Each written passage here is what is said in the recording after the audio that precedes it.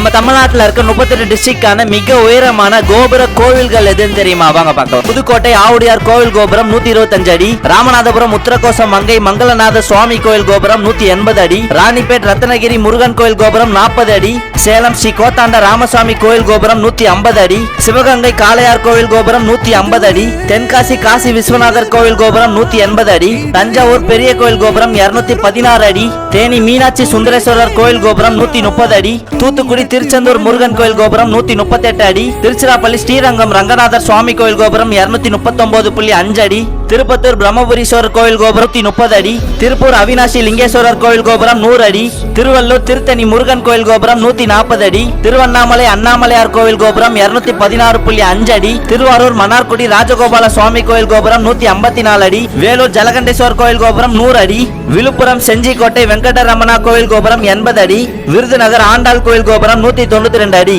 இதுல வர எந்த ஊர் நீங்கன்றது கமெண்ட் பாக்ஸ்ல கமெண்ட் பண்ணிட்டு இந்த மாதிரி இன்ஃபர்மேஷனுக்கு நம்ம பேஜை ஃபாலோ பண்ணிக்கோங்க.